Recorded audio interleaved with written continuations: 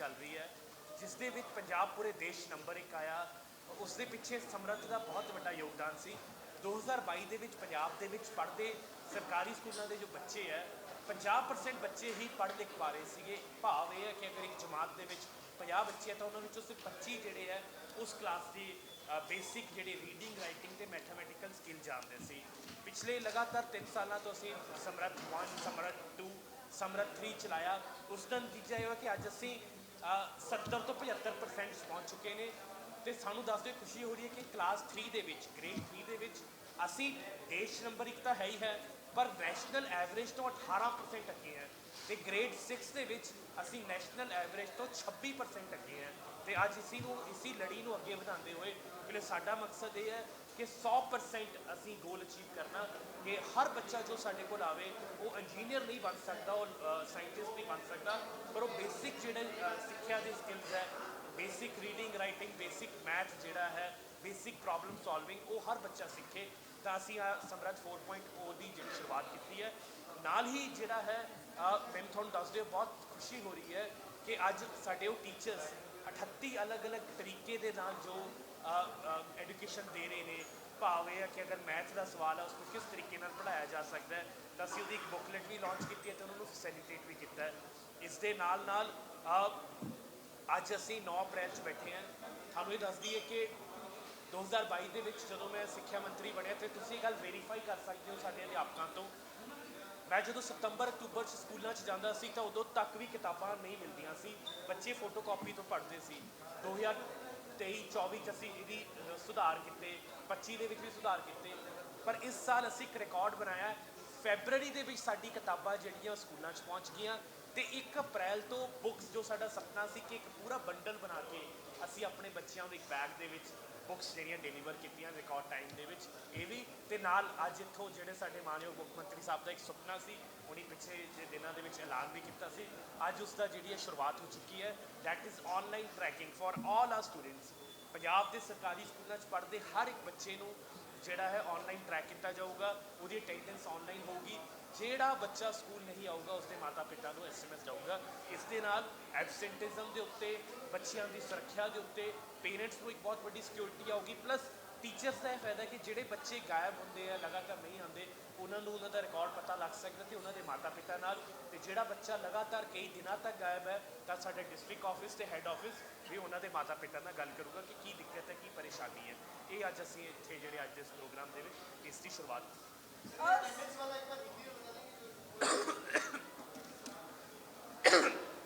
आज पंजाब में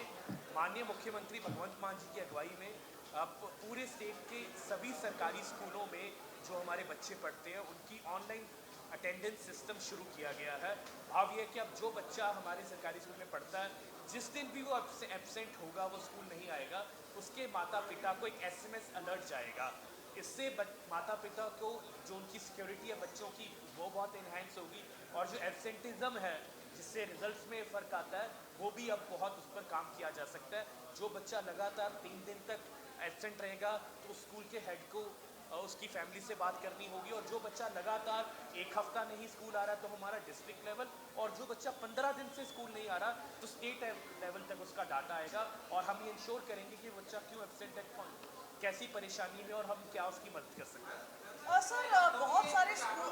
बहुत सारे स्टेट्स हैं। एक करके ही मतलब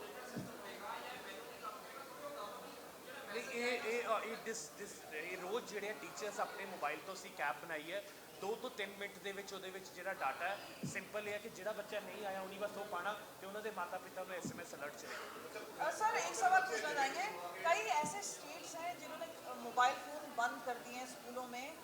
पंजाब किस ओर जा रहा है? क्या आपका मानना है कि मोबाइल फ़ोन्स को लेकर कोई स्ट्रिक्ट, आपने देखा कि इंटरनेशनल कंट्रीज भी हैं, ऑस्ट्रेलिया या बाकी कोई नेशन है उन्होंने भी कदम उठाया? मैम देखिए जहाँ तक तो ये इस्तेमाल है कि टीचर्स की यूज़ का, पर्सनल यूज़ का इस्तेमाल है वो ऑलरेडी पंजाब में बैन है, पर हमारे यहाँ केवल पंजाब पूरे देश में सिर्फ उन 10 स्टेट्स में है जिसका हर स्कूल वाईफाई है, और we were the first to achieve this mark in the country. हमारा हर स्कूल में हमने वाईफाई दिया है और हम अपने स्कूल्स में बहुत सारे ऑनलाइन एजुकेशन कंटेंट देते हैं जो टीचर्स अपने मोबाइल से यूज़ करते हैं। टीचर्स का personal use of mobile is totally band, और जब भी ऐसी कोई शिकायत या मैं भी जब स्कूलों में हम वी टेक एक्शन, पर जहाँ बच्चों के बेनिफिट के लिए, जैसे अभी ऑनलाइन अटेंडेंस सिस्टम, ये फैसिलिटी हर अच्छे प्राइवेट स्कूल में मिलती है और माता पिता में एक सिक्योरिटी का इससे बहुत बड़ा फैक्टर आता है। अब ये फैसिलिटी हमारे सरकारी स्कूलों में मिलेगी और हमने इसकी ऐप को इतना ईजी बनाया कि इन लेस देन 5 मिनट्स ये सारी प्रक्रिया हो सकती है। ਵੈਸਾ 10ਵੀਂ 12ਵੀਂ ਦੇ ਬੱਚੇ ਜੋ ਫੇਲ ਹੋਏ ਸੀਗੇ ਉਹਨਾਂ ਨੂੰ ਮਸੀ ਚਾਰਜ ਦੇਣ ਦਾ ਇੱਕ ਐਲਾਨ ਘੋਸ਼ਣਾ ਨਹੀਂ ਕੀਤਾ, ਕਿੰਨੇ ਕੁ ਬੱਚੇ ਸੀਗੇ ਜਿਹੜੇ ਫੇਲ ਹੋਏ ਸੀ? ਦੇਖੋ ਜੀ 2010 ਤੋਂ ਬਾਅਦ ਜਿਹੜੇ ਵੀ ਬੱਚੇ ਪੰਜਾਬ ਸਕੂਲ ਸਿੱਖਿਆ ਬੋਰਡ ਵੱਲੋਂ ਇੱਕ 골ਡਨ ਚਾਂਸ ਦਿੱਤਾ ਗਿਆ ਤੇ ਉਹਦਾ ਫਾਰਮ ਖੋਲ੍ਹਿਆ ਗਿਆ, ਜਿੰਨੇ ਬੱਚੇ ਆਣਗੇ ਤੁਹਾਨੂੰ ਅਸੀਂ ਆંકੜਾ ਦੇ ਦਾਂਗੇ। ਵੈਸੇ ਤੁਸੀਂ ਜ਼ਿਕਰ ਕੀਤਾ ਕਿ ਬਹੁਤ ਸਾਰੇ ਬੱਚੇ ਪਾਰਟੀ ਦੇ ਸੀਜ਼ਨ ਦੇ ਵਿੱਚ ਆਪਣੇ ਮਾਂ ਬਾਪ ਦੀ ਮਦਦ ਕਰਨ ਲਈ ਜਿਹੜਾ ਐਪਸੈਟ ਹੁੰਦੇ ਨੇ ਜਾਂ ਹੋਰ ਨਾ ਕੰਮਾਂ ਨੂੰ ਲੈ ਕੇ ਐਪਸੈਟ ਹੁੰਦੇ ਨੇ, ਉਹਨਾਂ ਦੀ ਕਿਸ ਤਰੀਕੇ ਮਦਦ ਕੀਤੀ ਜਾਊਗੀ ਕਿ ਉਹਨਾਂ ਨੂੰ ਕੋਈ ਮਟੀਰੀਅਲ ਇਸ ਤਰੀਕੇ ਨਾਲ ਪ੍ਰੋਵਾਈਡ ਕੀਤਾ ਜਾਊਗਾ ਕਿ ਉਹ ਅਗਰ ਐਪਸੈਟ ਦੀ ਆਪਣੇ ਮਾਂ ਬਾਪ ਦੀ ਮਦਦ ਕਰਨ ਘਰ ਬੈਠ ਕੇ ਪੜ੍ਹ ਜੀ ਉਹਦੇ ਵਿੱਚ ਜਿਵੇਂ ਮੈਂ ਤੁਹਾਨੂੰ ਜਦੋਂ ਮੈਂ ਖਾਸ ਕਰਕੇ ਮਾਝੇ ਦੇ ਵਿੱਚ ਤੇ ਜਿਹੜਾ ਸਾਡਾ ਮਾਲਵਾ ਸਾਊਦਰਨ ਮਾਲਵਾ ਉੱਥੇ ਦਿੱਕਤ ਆਉਂਦੀ ਹੈ। ਮੈਂ ਜਾ ਕੇ ਸਕੂਲਾਂ 'ਚ ਦੇਖਿਆ ਕਿ ਉੱਥੇ ਵਾਢੀਆਂ ਦੇ ਸੀਜ਼ਨ ਦੇ ਵਿੱਚ ਜਾਂ ਮਾਲਵੇ ਦੇ ਵਿੱਚ ਪਾਰਟੀਕੂਲਰ ਜਿਹੜੇ ਜਦੋਂ ਐਗਰੀਕਲਚਰ ਸੀਜ਼ਨ ਆਉਂਦੇ ਤਾਂ ਬੱਚਿਆਂ ਦੀ ਉੱਥੇ ਜਿਹੜੀ ਆਮਦ ਉਹ ਘੱਟ ਜਾਂਦੀ ਹੈ। ਇਹਦੇ ਨਾਲ ਅਸੀਂ ਉਹਨਾਂ ਦੀ ਕਾਉਂਸਲਿੰਗ ਕਰ ਸਕਦੇ ਹਾਂ, ਮਾਤਾ ਪਿਤਾ ਨੂੰ ਸਮਝਾ ਸਕਦੇ ਹਾਂ ਕਿ ਆਪਾਂ ਜਿਹੜਾ ਹੈ ਸਕੂਲ ਦੀ ਮਹੱਤਤਾ ਕੀ ਹੈ ਤੇ ਪਲੱਸ ਇੱਕ ਟੀਚਰਸ ਨੂੰ ਇੱਕ ਪੂਰੇ ਪੰਜਾਬ ਲੈਵਲ ਦੀ ਸਟੱਡੀ ਕਰਨ ਲਈ ਸਾਡੀ ਬਹੁਤ ਸਹਾਇਤਾ ਹੋਵੇਗੀ। ਬੈਂਸ ਸਾਹਿਬ ਸਰਕਾਰੀ ਸਕੂਲਾਂ ਨੂੰ ਵੀ ਕਰ ਰਹੇ ਲੇਕਿਨ ਪ੍ਰਾਈਵੇਟ ਸਕੂਲਾਂ ਦੀ ਜਿਹੜੀ ਫੀਸਿਸ ਹੈ ਉਹ ਲਿਮਿਟਡ ਹਾਲੇ ਵੀ ਉਹਦੇ ਤੇ ਕੋਈ ਚਾਂਸ ਨਹੀਂ ਜਾਂ ਸਰਕਾਰ ਮੈਂ ਤੁਹਾਨੂੰ ਇਹ ਦੱਸ ਦਵਾਂ ਜੀ ਸਟਰੈਂਥ ਦਾ ਜਿਹੜਾ ਹੈ ਇਨ ਐਕਚੁਅਲ ਕਾਫੀ ਵਧੀਆ, ਬਟ ਅਗਰ ਤੁਸੀਂ ਨੰਬਰਸ ਦੇਖੋਗੇ ਘਟੇ ਹੈ। ਉਹਦਾ ਕਾਰਨ ਇਹ ਹੈ ਕਿ ਅਸੀਂ ਬਹੁਤ ਜ਼ਿਆਦਾ ਜਿਹੜਾ ਫਰਜ਼ੀ ਵਾਲਾ ਖਤਮ ਕੀਤਾ ਹੈ। ਆਲਮੋਸਟ 3 ਲੱਖ ਬੱਚਾ ਜੋ ਜਾਲੀ ਸੀਗਾ ਜਿਹਦੇ ਨਾਲ ਸਾਡੇ ਬੁੱਕਸ ਦਾ ਬਜਟ ਜਾਂ ਮਿਡ ਡੇ ਮੀਲ ਬਜਟ ਅਸੀਂ ਉਸ ਸਿਸਟਮ ਦੇ ਵਿੱਚੋਂ ਖਤਮ ਕੀਤਾ ਹੈ ਤੇ ਇਸ ਨੂੰ 100% ਐਕੂਰੇਸੀ 'ਤੇ ਲੈ ਕੇ ਆਉਣ ਦੇ ਲਈ ਅਸੀਂ ਜਿਹੜਾ ਆਪਣਾ ਯੂਡਾਈਸ ਕੋਡ ਤੇ ਆਧਾਰ ਕਾਰਡ ਨੂੰ ਲਿੰਕ ਕਰ ਦਿੱਤਾ। ਪਹਿਲਾਂ ਕੀ ਸੀਗਾ ਕਿ ਸਿਰਫ ਯੂਡਾਈਸ ਕੋਡ ਦੇ ਨਾਲ ਤੁਸੀਂ ਇੱਕੋ ਬੱਚਾ 4 ਸਕੂਲਾਂ 'ਚ ਹੋਣਾ ਸੀ, ਉਹ ਵੀ ਕੈਪਚਰਿਜ਼ਮ ਜਿਹੜਾ ਹੈ ਵੱਡਾ। ਹੁਣ ਕੀ ਹੈ, UDISE code is linked with Aadhaar card. ਜਿਹੜਾ ਬੱਚਾ ਇੱਕੋ ਹੀ ਸਕੂਲ ਦੇ ਵਿੱਚ ਉਹਦੇ ਨਾਲ ਅਸੀਂ ਜਿਹੜਾ ਐਗਜ਼ੈਕਟ ਫਿਗਰ ਹੈ ਮੇਰੇ ਹਿਸਾਬ ਨਾਲ ਪਿਛਲੇ 4 ਸਾਲਾਂ 'ਚ 3 ਲੱਖ ਫਰਜ਼ੀ ਬੱਚਾ ਅਸੀਂ ਆਪਣੇ ਸਿਸਟਮ ਦੇ ਵਿੱਚੋਂ ਜਿਹੜਾ ਕੀਤਾ ਤੇ ਇਨ ਐਕਚੁਅਲ ਜਿਹੜਾ ਅੱਜ ਤੁਹਾਨੂੰ ਮੈਂ ਦੱਸ ਦਿੰਦਾ, ਮੈਂ ਹਮੇਸ਼ਾ ਤੁਹਾਡੇ ਨਾਲ ਇਹ ਗੱਲ ਕਰਦਾ ਹੁੰਦਾ ਸੀ ਤੇ ਅੱਜ ਇਹ ਬੜੀ ਜ਼ਿੰਮੇਦਾਰੀ ਦੇ ਨਾਲ ਇਹ ਕਹਿ ਰਿਹਾ। ਅੱਜ ਤੁਸੀਂ ਸਾਡੇ ਕਿਸੇ ਵੀ ਐਮਐਲਏ ਨੂੰ ਪੁੱਛ ਲਓ, ਸਾਡੇ ਸਕੂਲ ਆਫ ਐਮੀਨੈਂਸ ਦੇ ਵਿੱਚ ਐਡਮਿਸ਼ਨਸ ਦੇ ਲਈ ਸਿਫਾਰਿਸ਼ਾਂ, ਮੈਂ ਆਪਣੀ ਕੌਂਸਟੀਟੂਐਂਸੀ 'ਚ ਗੱਲ ਕਰਾਂ ਤਾਂ ਜਿਹੜੇ ਸਾਡੇ ਸਕੂਲਸ ਹੈ ਰੋਜ਼ ਦੇ 7-8 ਜਿਹੜੇ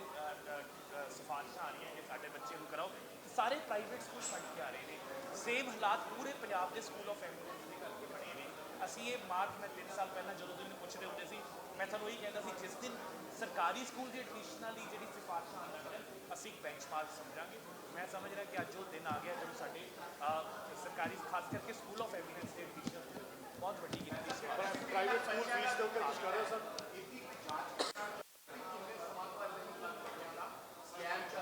ਜੀ ਪਿੱਛੇ ਅਸੀਂ ਹਰ ਸਾਲ ਹੁਣ ਜਦੋਂ ਬਿਲਕੁਲ ਹੀ ਉਹਨੂੰ ਫਿਲਟਰਡ ਕਰ ਦਿੱਤਾ ਹੈ ਤਾਂ ਕਿ ਕਿਤੇ ਵੀ, ਤੇ ਭਾਰਤ ਸਰਕਾਰ ਨੇ ਸਾਡੀ ਇਸ ਮਸਲੇ 'ਚ ਤਾਰੀਫ ਵੀ ਕੀਤੀ ਹੈ ਕਿ ਪੰਜਾਬ ਨੇ ਇਹਦੇ ਪ੍ਰਤੀ ਜਿਹੜਾ ਬਾਕੀ ਸਟੇਟਸ ਵੀ ਕਿਹਾ ਵੀ ਇਹਨੂੰ ਫੋਲੋ ਕਰੋ। ਸਮੇਂ ਦੇ ਉੱਤੇ ਜੀ ਕਰਨ ਜੀ ਦਾ ਸਵਾਲ ਹੈ, ਹਰ ਸਾਲ ਸਾਨੂੰ ਇਸ ਖਾਸ ਕਰਕੇ ਮਾਰਚ ਅਪ੍ਰੈਲ ਦੇ ਵਿੱਚ ਬਹੁਤ ਸਾਰੇ ਪੇਰੈਂਟਸ ਅਪਰੋਚ ਕਰਦੇ ਨੇ। ਆਲਰੇਡੀ ਬਹੁਤ ਸਾਰੇ ਸਟ੍ਰਿਕਟ ਜਿਹੜੇ ਲਾਜ਼ ਨੇ ਰੂਲਸ ਨੇ ਪ੍ਰਾਈਵੇਟ ਸਕੂਲਾਂ 'ਤੇ ਲਾਗੂ ਹੁੰਦੇ ਨੇ, ਜਿਹਦੇ ਵਿੱਚ ਸ਼ਹਿਰ ਦੀ ਆਬਾਦੀ ਨੂੰ ਲੈ ਕੇ ਅਗਰ ਸ਼ਹਿਰ ਛੋਟਾ ਹੈ ਤਾਂ 3 ਦੁਕਾਨਾਂ ਹੋਣੀਆਂ ਚਾਹੀਦੀਆਂ, ਵੱਡਾ ਤਾਂ 10 ਦੁਕਾਨਾਂ ਹੋਣੀਆਂ ਚਾਹੀਦੀਆਂ। ਤੇ ਇਸ ਦੇ ਉੱਤੇ ਜਿਹੜਾ ਵੀ ਸਕੂਲ ਇਸ ਨੂੰ ਵਾਇਲੇਟ ਕਰਦਾ ਹੈ ਉਸ ਦੀ ਜਦੋਂ ਵੀ ਸਾਡੇ ਕੋਲ ਸ਼ਿਕਾਇਤਾਂ ਆਉਂਦੀਆਂ ਤਾਂ ਪ੍ਰੋਪਰ ਇਨਕੁਆਇਰੀ ਵੀ ਹੁੰਦੀ ਹੈ, ਪ੍ਰੋਪਰ ਅਸੀਂ ਐਕਸ਼ਨ ਵੀ ਲੈਂਦੇ ਹਾਂ। ਪਿਛਲੇ ਦਿਨੀ ਪਟਿਆਲੇ ਦੇ ਇੱਕ ਵੱਡੇ ਗਰੁੱਪ ਦੇ ਖਿਲਾਫ ਹੈਫਟੀ ਫਾਈਨਸ ਕੀਤੇ ਗਏ ਨੇ। ਲੁਧਿਆਣੇ ਦੇ ਕੁਝ ਸਕੂਲਾਂ ਦੀ ਸ਼ਿਕਾਇਤਾਂ ਆਈਆਂ ਤਾਂ ਉਹ ਅਸੀਂ ਜਿਹੜਾ ਹੈ ਹੈਫਟੀ ਫਾਈਨਸ ਨੂੰ ਬੈਂਸ ਸਾਹਿਬ ਇੱਕ ਹੈਰੀਟੇਜ ਸਟਰੀਟ ਦਾ ਜਿਹੜਾ ਵਾਲਾ ਉਹ ਤਾਂ ਸ਼ੇਕੀ ਹੋ ਗਿਆ ਪ੍ਰੋਜੈਕਟ ਤੁਹਾਡਾ, ਕਿਉਂਕਿ ਟੂਰਿਜ਼ਮ ਡਿਪਾਰਟਮੈਂਟ ਲਗਭਗ ਹੱਥ ਖੜੇ ਕਰ ਰਿਹਾ, ਹੋ ਸਕਦਾ ਉਹ ਸਕ੍ਰੈਪ ਹੋ ਜਾਏ ਅਕੋਰਡਿੰਗ ਟੂ ਨਹੀਂ ਜੀ, ਤੁਸੀਂ ਗਲਤ ਸ਼ੈਲਫ ਵਿੱਚ ਆ। ਟੂਰਿਜ਼ਮ ਡਿਪਾਰਟਮੈਂਟ ਨੇ ਉਹ ਜਿਹੜੀ ਖਬਰ ਜਿਸ ਦੀ ਤੁਸੀਂ ਜ਼ਿਕਰ ਕਰ ਰਹੇ ਹੋ ਉਹ ਮੇਰੇ ਨਾਲ ਗੱਲ ਕਰ, ਮੈਂ ਤੁਹਾਨੂੰ ਦੱਸ ਦਿੰਦਾ ਜੀ। ਦੇਖੋ ਤੁਸੀਂ ਹੁਣ ਪੁੱਛ ਹੀ ਲਿਆ ਤਾਂ ਮੇਰੇ ਵੀ ਦੱਸ ਦਿੰਦਾ। ਇੱਕ ਤਾਂ ਮੈਂ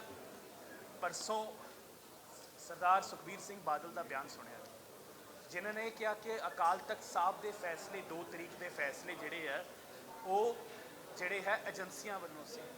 ਬਤੌਰ ਇੱਕ ਸਿੱਖ ਹੋਣ ਦੇ ਨਾਤੇ ਮੈਂ ਸਮਝਦਾ ਇਸ ਤੋਂ ਮੰਦਭਾਗਾ ਬਿਆਨ, ਕਿਉਂਕਿ ਅਕਾਲ ਤਖਤ ਸਾਡੀ ਸ਼ਾਨ ਹੈ, ਉਹ ਮਹਾਨ ਹੈ। ਉੱਥੋਂ ਦਿੱਤਾ ਹਰ ਇੱਕ ਫੈਸਲਾ ਹਰ ਸਿੱਖ ਦੇ ਲਈ ਰੱਬੀ ਹੁਕਮ ਹੈ, ਅਸੀਂ ਉਸ ਦੇ ਉੱਤੇ ਕਿੰਤੂ ਪਰੰਤੂ ਨਹੀਂ ਕਰ ਸਕਦੇ। ਤੇ ਕੌਮ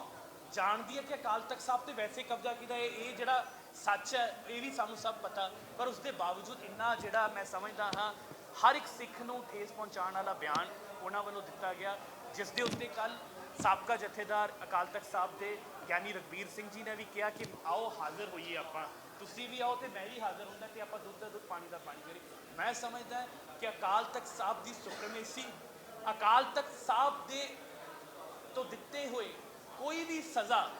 ਜਿਸ ਨੂੰ ਤੁਸੀਂ ਮੰਨਿਆ ਉਸ ਦੇ ਉੱਤੇ ਜਿਹੜਾ ਵੀ ਸਵਾਲ ਖੜਾ ਕਰੂਗਾ, ਮੈਂ ਸਮਝਦਾ ਉਹ ਜਿਹੜਾ ਹੈ ਉਹ ਨਰਕਾਂ 'ਚ ਜਾਊਗਾ, ਉਹ ਇੱਕ ਸਿੱਖ ਨਹੀਂ ਹੋ ਸਕਦਾ। ਤੇ ਮੈਂ ਐਕਟਿੰਗ ਜਥੇਦਾਰ ਗਿਆਨੀ ਕੁਲਦੀਪ ਸਿੰਘ ਗੜਗੜ ਜੀ ਨੂੰ ਦੋਵੇਂ ਹੱਥ ਜੋੜ ਕੇ ਬੇਨਤੀ ਕਰਦਾ ਕਿ ਸਾਡੇ ਅਕਾਲ ਤਖਤ ਸਾਹਿਬ ਤੇ ਹਮਲਾ ਹੋਇਆ ਤੇ ਹਮਲਾ ਸਰਦਾਰ ਸੁਖਬੀਰ ਸਿੰਘ ਬਾਦਲ ਵੱਲੋਂ ਕੀਤਾ ਗਿਆ ਤੇ ਇਸ ਦੇ ਉੱਤੇ ਜਿਹੜਾ ਹੈ ਉਹਨਾਂ ਨੂੰ ਸੰਮਨ ਵੀ ਕੀਤਾ ਜਾਵੇ ਤੇ ਜਿਹੜਾ ਸਿੱਖ ਅਕਾਲ ਤਖਤ ਸਾਹਿਬ ਦੇ ਹੁਕਮ ਨੂੰ ਨਹੀਂ ਮੰਨਦਾ ਤੇ ਅਕਾਲ ਤਖਤ ਸਾਹਿਬ ਦੇ ਹੁਕਮ ਨੂੰ ਕੁਐਸਚਨ ਕਰਦਾ ਉਹ ਸਿੱਖ ਕਹਿਲਾਉਣ ਦੇ ਹੱਕ ਨਹੀਂ, ਉਹਨਾਂ ਦੇ ਉੱਤੇ ਐਕਸ਼ਨ ਲਿਆ ਜਾਵੇ। ਦੂਜੀ ਰਹੀ ਤੁਸੀਂ ਗੱਲ ਜੀ, ਅਸੀਂ ਬੜੇ ਚਾਅ ਦੇ ਨਾਲ ਜਦੋਂ ਮੇਰੇ ਕੋਲ ਇਹ ਟੂਰਿਜ਼ਮ ਵਿਭਾਗ ਸੀਗਾ ਕੁਝ ਮਹੀਨਿਆਂ ਲਈ, ਅਸੀਂ ਅਨੰਦਪੁਰ ਸਾਹਿਬ ਦੇ ਲਈ ਇਹ ਪ੍ਰੋਜੈਕਟ ਬਣਾਇਆ ਸੀ। SGPC ਤੋਂ ਡਿਊਲੀ ਅਬੈਟ ਸੀਗਾ, ਉਹਨਾਂ ਤੋਂ ਪਾਸ ਕਰਾਇਆ, ਅਪਰੂਵ ਕਰਾਇਆ। ਅੱਜ ਵੀ ਤਖਤ ਸ਼੍ਰੀ ਕੇਸਗੜ੍ਹ ਸਾਹਿਬ ਦੇ ਸਾਹਮਣੇ ਇੱਕ ਮਾਡਲ ਪਿਆ ਜਿਹਦੇ ਵਿੱਚ ਡਿਊੜੀ ਹੈ, ਪਰ ਆਪ ਸਭ ਜਾਣਦੇ ਹੋ, ਹੁਣ ਮੈਂ ਫਿਰ ਕਹਾਂ ਕਿ ਰਾਜਨੀਤਿਕ ਕਾਰਨਾਂ ਕਰਕੇ SGPC ਨੇ ਪ੍ਰੋਜੈਕਟ ਕਿ ਕਿਤੇ ਨਾ ਕਿਤੇ ਹਰਜੋਤ ਬੈਂਸ ਨੂੰ ਕ੍ਰੈਡਿਟ ਨਾ ਮਿਲ ਜੇ, ਕਿਤੇ ਸਰਦਾਰ ਭਗਵੰਤ ਸਿੰਘ ਮਾਨ ਨੂੰ ਇਹ ਕ੍ਰੈਡਿਟ ਨਾ ਮਿਲ ਜੇ ਕਿ ਅਨੰਦਪੁਰ ਸਾਹਿਬ 'ਚ ਕੰਮ ਹੋ ਰਿਹਾ, ਉਹਨੇ 90% ਆਬਜੈਕਸ਼ਨ ਲਾ ਦਿੱਤੇ। ਅਸੀਂ ਕਹਿ ਰਹੇ ਹਾਂ ਜੀ, ਉਹ ਕਹਿ ਰਹੇ ਆ ਸਰ ਮੇਰੀ ਬੇਨਤੀ ਸੁਣ ਲਓ ਜੀ। ਉਹੀ ਦਿਓੜੀ ਹੁਣ ਉੱਥੇ ਆਪਣੀ ਤਲਵੰਡੀ ਸਾਬੋ ਤੱਕ ਸ਼੍ਰੀ ਦਮਦਮਾ ਸਾਹਿਬ ਬਣੀ ਹੈ ਦਿਓੜੀ, ਅੱਜ ਉਹਦੀ ਵੀਡੀਓ ਵਾਇਰਲਾਂ ਹੋ ਰਹੀਆਂ,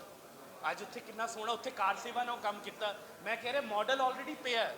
ਠੀਕ ਹੈ ਜੀ, ਅਸੀਂ ਪਹਿਲਾਂ ਕਿਉਂ ਪਾਸ ਕਰ ਦਿੱਤਾ?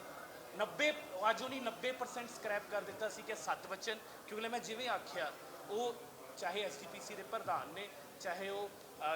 ਤਖਤ ਸ਼੍ਰੀ ਕੇਸਗੜ੍ਹ ਸਾਹਿਬ ਦੇ ਜਥੇਦਾਰ ਹੈ, ਉਹ ਜੋ ਵੀ ਕਰਨ ਸਾਡੇ ਲਈ ਰੱਬੀ ਫਰਮਾਨ ਹੈ। ਅਸੀਂ ਹੁਣ ਉਸ ਪ੍ਰੋਜੈਕਟ ਨੂੰ, ਮੇਰੀ ਖੁਦ ਦਿਲੀ ਇੱਛਾ ਸੀ ਤਖਤ ਸ਼੍ਰੀ ਕੇਸਗੜ੍ਹ ਸਾਹਿਬ ਤੋਂ ਲੈ ਕੇ ਗੁਰਦੁਆਰਾ ਸੀਸਗੰਜ ਸਾਹਿਬ ਤੱਕ, ਜਿਹੜਾ ਗੁਰਦੁਆਰਾ ਸੀਸਗੰਜ ਸਾਹਿਬ ਜਿੱਥੇ 9ਵੇਂ ਪਾਤਸ਼ਾਹ ਜੀ ਦੇ ਸੀਸ ਦਾ ਸੰਸਕਾਰ ਹੋਇਆ, ਉਹ ਗੁਰੂ ਘਰ ਜਿੱਥੇ ਜਿੰਨਾ ਚਿਰ ਦਸ਼ਮੇਸ਼ ਪਿਤਾ ਬਾਦਸ਼ਾਹ ਦਰਵੇਸ਼ ਗੁਰੂ ਗੋਬਿੰਦ ਸਿੰਘ ਜੀ ਅਨੰਦਪੁਰ ਸਾਹਿਬ ਰਹੇ ਹਰ ਰੋਜ਼ ਨਤਮਸਤਕ ਹੁੰਦੇ ਸੀ, ਅਸੀਂ ਹੁਣ ਉਹ ਕੋਰੀਡੋਰ ਉੱਥੇ ਲੈ ਕੇ ਜਾ ਰਹੇ ਹਾਂ ਤਾਂ ਕਿ ਉਹ ਜਗ੍ਹਾ ਖੁੱਲ ਜਾਵੇ ਤੇ ਉਹ ਟੂਰਿਜ਼ਮ ਵਿਭਾਗ ਦੀ ਹੀ ਜਗ੍ਹਾ ਹੈ ਤੇ ਉਹ ਜਿਹੜਾ ਕੋਰੀਡੋਰ ਉੱਥੇ ਸ਼ਿਫਟ ਕਰ ਰਿਹਾ, ਜੋ SGPC ਨੇ ਕਿਹਾ ਸੀ ਕਿ ਸਿਰ ਮੱਥੇ, ਇਹ ਫੈਸਲਾ ਹੁਣ ਕੌਮ ਕਰੂਗੀ, ਅਨੰਦਪੁਰ ਸਾਹਿਬ ਦੇ ਲੋਕ ਕਰਨਗੇ ਕੌਣ ਸਹੀ ਸੀ। ਦੇਖੋ ਅਸੀਂ ਉਹਨਾਂ ਨੇ ਜੋ ਨਹੀਂ ਕਿਹਾ, ਅਸੀਂ ਕਹਤਾ ਠੀਕ ਹੈ ਤੇ ਅਸੀਂ now we are shifting that to ਅਸੀਂ ਜਿਹੜਾ ਹੁਣ ਓਰੀਜਨਲ ਪ੍ਰੋਜੈਕਟ ਹੈ ਦੈਟ ਸਟੈਂਡ ਸਕ੍ਰੈਪ ਹੋ ਅਸੀਂ ਜਦੋਂ ਤੁਸੀਂ ਉੱਥੇ 90% ਚੇਂਜ ਹੀ ਕਰ ਦਿੱਤਾ ਤਾਂ ਉਹਨੂੰ ਫਿਰ ਕਰਨ ਦਾ ਫਾਇਦਾ ਹੀ ਕੀ ਹੈ? सर वो कह रहे हैं सड़क से गुरुद्वारे की जो शोभा है वो दिखेगी नहीं। ਮੈਂ ਕਹਿ ਰਿਹਾ ਜੀ ਇਹ ਤਾਂ ਤੁਸੀਂ ਇਹ ਤਾਂ ਲੋਕਾਂ ਨੇ ਡਿਸਾਈਡ ਕਰਨਾ ਨਾ ਪ੍ਰੋਜੈਕਟ ਦੇਖ ਕੇ, ਉਹ ਪਹਿਲਾਂ ਉਹਨੇ ਅਪਰੂਵ ਕੀਤਾ, ਠੀਕ ਹੈ, ਹੁਣ ਇਹ ਕੱਲ ਹਮੇਸ਼ਾ ਕੌਮ ਯਾਦ ਰੱਖੂਗੀ ਕਿ SGPC ਨੇ ਨਹੀਂ ਹੋਣ ਦਿੱਤਾ। ਇਹ ਹਮੇਸ਼ਾ ਜਿਹੜਾ ਫੈਕਟ ਹੈ, ਧਾਮੀ ਸਾਹਿਬ ਵਾਸ ਦਾ ਪਰਸਨ ਜਿਹਨੇ ਇਹ ਹੋਣ ਨਹੀਂ ਦਿੱਤਾ, ਇਹਦੇ ਨਾਲ ਅੱਜ ਸਾਡੇ ਬਹੁਤੀ ਸੰਗਤ ਸਰੋਵਰ ਜਾ ਹੀ ਨਹੀਂ ਪਾਉਂਦੀ। ਸਾਡਾ ਸ਼੍ਰੀ ਗੁਰੂ ਤੇਗ ਬਹਾਦਰ ਮਿਊਜ਼ੀਅਮ ਹੈ, ਤੁਸੀਂ ਸਭ ਨੇ ਉਹ ਨਕਸ਼ਾ ਦੇਖਿਆ, ਉਹਦੇ ਨਾਲ ਅਨੰਦਪੁਰ ਸਾਹਿਬ ਦੀ ਸ਼ੋਭਾ ਵਧਣੀ ਸੀ ਘਟਣੀ ਸੀ ਤਾਂ ਲੋਕ ਡਿਸਾਈਡ ਕਰ ਸਕਦੇ, ਠੀਕ ਹੈ ਨਾ ਜੀ। ਅੱਜ ਜਿਹੜੀ ਚੜ੍ਹਾਈ ਹੈ ਜੀ ਉਹ ਇੰਨੀ ਸਟੀਪ ਹੋ ਚੁੱਕੀ ਹੈ, ਅਸੀਂ ਉਹਦੇ ਇੱਕ ਪਾਸੇ ਪੌੜੀਆਂ ਬਣਾ ਰਹੇ ਸੀ, ਇੱਕ ਪਾਸੇ ਤਾਂ ਕਿ ਨਗਰ ਕੀਰਤਨ ਦਾ ਵੀ ਰਵੇ ਤੇ ਇੱਕ ਪਾਸੇ ਲਿਫਟ ਵੀ ਸੀ, ਥੱਲੇ ਚੌਂਕ ਦੇ ਵਿੱਚ ਨਗਾਰਾ ਸੀ, ਉਹਦੇ ਨਾਲ ਅੱਜ ਜਿਹੜੀ ਚੜ੍ਹਾਈ ਅੱਜ ਕੋਈ ਵੀ ਉਹ ਚੜ੍ਹ ਨਹੀਂ ਪਾਉਂਦਾ, ਜਿਹੜੇ ਸਾਡੇ ਬਜ਼ੁਰਗੋਂ ਨਹੀਂ, ਤਾਂ ਉਹਦੇ ਨਾਲ ਸ਼ੋਭਾ ਵਧਣੀ ਸੀ। ਪਰ ਠੀਕ ਹੈ, ਜੋ SGPC ਦਾ ਹੁਕਮ ਹੈ ਤੇ ਦੁੱਖ ਵਾਲੀ ਗੱਲ ਹੈ ਕਿ ਉਹ ਪਹਿਲਾਂ ਵੈਟਿਡ ਸੀਗਾ, ਅਸੀਂ ਉਹਨਾਂ ਤੋਂ ਅਪਰੂਵ ਕਰਾ ਕੇ ਪ੍ਰੋਜੈਕਟ ਕਰਵਾਇਆ ਸੀ ਬਟ ਉਹਨੇ ਨਹੀਂ ਕੀਤਾ। ਮੈਂ ਫਿਰ ਕਹਿ ਰਿਹਾ ਕਿਉਂਕਿ ਉਹ ਇੱਦਾਂ ਦੀ ਜਿਹੜੇ ਹੈ ਉਹਨਾਂ ਦੇ ਜਿਹੜਾ ਹੈ ਜੋ ਵੀ ਡਾਇਰੈਕਸ਼ਨ ਹੈ ਸਾਡੇ ਸਿਰ ਮੱਥੇ, ਤੇ ਅਸੀਂ ਹੁਣ ਜਿਹੜਾ ਪ੍ਰੋਜੈਕਟ ਨੂੰ ਤਖਤ ਸ਼੍ਰੀ ਕੇਸਗੜ੍ਹ ਸਾਹਿਬ ਤੋਂ ਲੈ ਕੇ ਗੁਰਦੁਆਰਾ ਸੀਸਗੰਜ ਸਾਹਿਬ ਤੱਕ ਤੇ ਤਖਤ ਸ਼੍ਰੀ ਕੇਸਗੜ੍ਹ ਸਾਹਿਬ ਤੋਂ ਲੈ ਕੇ ਕਿਲਾ ਆਨੰਦਗੜ੍ਹ ਸਾਹਿਬ तक उसी जब ऐसा एक पॉलिटिकल क्वेश्चन है सर, मैं चाहूँगा हिंदी में आप जवाब दें। शिरोमणि अकाली दल लगातार CM को टारगेट करता रहता है, लेकिन अब उन्होंने AI जनरेटेड कुछ वीडियो CM साहब हैं, मैडम हैं, उनकी मदर हैं, उनको लेके जारी किए हैं। CM के लिए गलत शब्दावली वाले गीत भी उसमें डाले गए हैं। आप कैसे देखते हैं जो AI वॉर छिड़ा हुआ है आम आदमी पार्टी में, और इधर से आम आदमी पार्टी भी वीडियो जारी कर रही है, अकाली दल की तरफ से भी ये हो रहा है, लेकिन उसको मर्यादा तार तार हो रही है जी। देखिए अकाली दल सुखबीर सिंह बादल का एक ही काम है और उनकी सारी जो 4-5 लोग हैं केवल इतना कि अकाली दल ही रह चुका है, उनका यही काम है कि वो सुबह जब उठते हैं रात में सपने में भी उनके भगवंत मान आते हैं और सुबह उठकर भी उनको भगवंत मान सताते हैं, क्योंकि उनको दिख रहा है कि अगली 2027 भी गायब है और 2032 भी गायब है, तो अब वो ऐसी हरकतों पर उतर चुके हैं। मैं आपको बता दूं पंजाब के गांव-गांव में हर एक पंजाबी के दिल में भगवंत मान बसते हैं और किसी AI वीडियो का उन्होंने कितने यानी कितनी बार कोशिश कर कर देख ली, कर कर देख ले, पर भगवंत मान जी का उतना ही गिराव पड़ता है।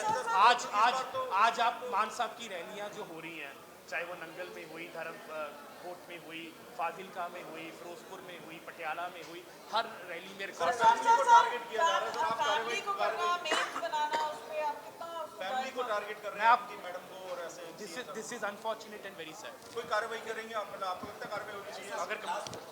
ਇੱਕ ਟੈਕ ਦੀ ਸਟੱਡੀ ਹੈ ਇਹ ਕਿ ਨੰਗਲ ਤੁਹਾਡੀ ਕਨਸਟੀਟੂਐਂਸੀ ਦਾ ਹਿੱਸਾ ਹੈ, 4 ਟਾਈਮਸ ਮਾਈਨਿੰਗ ਇਨਕਰੀਜ਼ ਹੋ ਗਈ। ਹਾਲਾਂਕਿ ਤੁਹਾਡਾ ਡਿਫੈਂਸ ਇਹ ਸੋਚਦਾ ਕਿ ਪਿਛਲੇ 15-20 ਸਾਲਾਂ ਦੀ ਇਹ ਪੂਰੀ ਸਟੱਡੀ ਹੈ, ਪਰ ਫਿਰ ਵੀ ਮਾਈਨਿੰਗ ਹੈ ਜਿਹੜੀ ਡੇ ਬਾਈ ਡੇ ਬਿਲਕੁਲ ਬਿਲਕੁਲ ਤੁਸੀਂ ਸਹੀ ਕਿਹਾ। ਜਿਹੜਾ ਤੁਸੀਂ ਉਹਦੀ ਰਿਪੋਰਟ ਹੈ ਉਹਦੇ ਉੱਤੇ ਅਸੀਂ ਐਕਸ਼ਨ ਲਵਾਂਗੇ, ਕਿਉਂਕਿ ਉਹਦੇ ਵਿੱਚ 2002 ਤੋਂ ਲੈ ਕੇ 2024 ਦਾ ਜਿਹੜਾ ਹੈ ਉਹਦੇ ਵਿੱਚ ਡਾਟਾ ਦਿੱਤਾ ਗਿਆ, ਵਿਚ ਇਜ਼ ਵੈਰੀ ਸੀਰੀਅਸ, ਤੇ ਹਮੇਸ਼ਾ ਹੀ ਅਸੀਂ ਇਹ ਮੁੱਦਾ ਚੱਕਦੇ ਆਏ ਹਾਂ। ਤੇ ਇਸ ਦੇ ਉੱਤੇ ਜਿਹੜਾ ਹੈ ਪਲੱਸ ਆਉਣ ਵਾਲੇ ਦਿਨਾਂ ਦੇ ਵਿੱਚ ਸਵਾਹ ਨੂੰ ਕਿਉਂਕਿ ਇਸ ਵਕਤ ਬਿਲਕੁਲ ਲਾਸਟ ਲੈਗ ਦੇ ਉੱਤੇ ਪ੍ਰੋਜੈਕਟ ਮੈਂ ਕਟਾੜੀਆ ਸਾਹਿਬ ਤੁਹਾਨੂੰ ਆਉਣ ਵਾਲੇ ਦਿਨਾਂ 'ਚ ਇੱਕ ਵੱਡੀ ਜਿਹੜੀ ਖੁਸ਼ਖਬਰੀ ਹੈ ਇਸ ਦੇ ਉੱਤੇ ਦੂੰਗਾ। ਲਾਸਟ ਲੈਗ ਦੇ ਉੱਤੇ ਮਾਨ ਸਾਹਿਬ ਸਵਾਹ ਦੇ ਲਈ ਇੱਕ ਇੱਦਾਂ ਦਾ ਪ੍ਰੋਜੈਕਟ ਲੈ ਕੇ ਆ ਰਹੇ ਆ ਕਿ ਜਿਹਦੇ ਨਾਲ ਇਨ ਫਿਊਚਰ ਉੱਥੇ ਟੋਟਲੀ ਜਿਹੜੀ ਮਾਈਨਿੰਗ ਹੈ, ਚਾਹੇ ਉਹ ਲੀਗਲ ਹੈ ਚਾਹੇ ਇਲੀਗਲ, ਉਹ ਸਾਰੀ ਬੰਦ ਹੋ ਜੂਗੀ। ਪਲੱਸ ਉੱਥੇ ਦੇ ਜਿਹੜੇ ਜ਼ਿਮੀਂਦਾਰਾਂ ਨੂੰ ਵੱਡਾ ਫਾਇਦਾ ਹੋਊਗਾ। We are working on it and it is on the last day because ਅਜੇ ਉਹਦੇ ਅਪਰੂਵਲਸ ਫਾਈਨਲ ਅਪਰੂਵਲਸ ਰਹਿੰਦੇ ਨੇ, ਤੇ ਉਹ ਇੱਕ ਬਹੁਤ ਵੱਡਾ ਮਲਟੀ 100 ਕਰੋੜ ਪ੍ਰੋਜੈਕਟ ਹੋਊਗਾ ਜਿਹਦੇ ਨਾਲ ਉਸ ਇਲਾਕੇ ਦੀ ਜਿਹੜੀ ਪ੍ਰੋਬਲਮ ਹੈ, ਤੁਸੀਂ ਬਿਲਕੁਲ ਸਹੀ ਕਹਿ ਰਹੇ ਹੋ। ਉਹ ਸਾਡੇ ਪਿੰਡ ਬਹੁਤ ਸ਼ਰੀਫ ਪਿੰਡ ਨੇ, ਉੱਥੇ ਅੱਜ ਵੀ ਜਿਹੜਾ ਹੈ ਜਦੋਂ ਵੀ ਇਸ ਮਾਫੀਏ ਦਾ ਦਾਅ ਲੱਗਦਾ ਹੈ ਹਨੇਰੇ ਸਵੇਰੇ ਉਹ ਇਹ ਜਿਹੜਾ ਹੈ ਕੰਪਲੇਂਟਸ ਆਉਂਦੀਆਂ। ਆਲਰੇਡੀ ਅਸੀਂ ਡੇਲੀ ਦੀ 2 ਤੋਂ 3 FIRs ਹੈ, ਬਟ ਉਸ ਤੋਂ ਬਾਵਜੂਦ ਇਹਦਾ ਪਰਮਾਨੈਂਟ ਸੋਲੂਸ਼ਨ ਕਰਨ ਲਈ we are coming up with a permanent solution ਜਿਹਦੇ ਨਾਲ ਸਵਾਹ ਦੇ ਵਿੱਚੋਂ ਮਾਈਨਿੰਗ ਦੀ ਕੰਪਲੇਂਟ ਹਮੇਸ਼ਾ ਦੀ ਬੰਦ ਇਲੀਗਲ ਦੋਨੋਂ ਬੰਦ ਹੋ ਜਾਣ। ਜਿਵੇਂ ਜੇ ਅਗਰ ਫਿਰ ਉਹਦੇ 'ਚ ਲੀਗਲ ਹੋ ਗਈ, ਉਹਦੇ ਵਿੱਚ ਤੁਸੀਂ ਕਹਿ ਸਕਦੇ ਹੋ ਕਿ ਉਹਦਾ ਪ੍ਰੋਪਰ ਮਾਪਦੰਡ ਹੋਊਗਾ, ਉਹਦੇ ਮੇਜਰਮੈਂਟ ਹੋਣਗੇ। ਹੁਣ ਕੀ ਆ ਜੋ ਓਪਨ ਏਰੀਆ ਹੈ, ਤੁਸੀਂ ਕਿਤੇ ਵੀ ਜਾਂਦੇ ਹੋ ਇੱਧਰ ਕੱਟ ਕੇ ਇੱਧਰ ਵੜ ਜਾਂਦੇ ਨੇ, ਤਾਂ ਉਹਦਾ ਪਰਮਾਨੈਂਟ ਸੋਲੂਸ਼ਨ ਅਸੀਂ ਲੱਭ ਰਹੇ ਹਾਂ। ਪਲੱਸ ਜਿਹੜਾ ਹੈ ਜਦੋਂ ਵੀ ਕੋਈ ਕੰਪਲੇਂਟ ਆਉਂਦੀ ਉਹਦੇ ਐਕਸ਼ਨ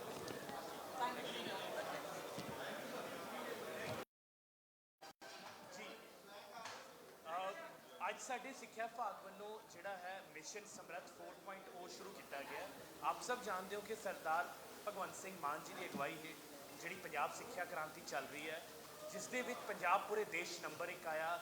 ਉਸ ਦੇ ਪਿੱਛੇ ਸਮਰੱਥ ਦਾ ਬਹੁਤ ਵੱਡਾ ਯੋਗਦਾਨ ਸੀ।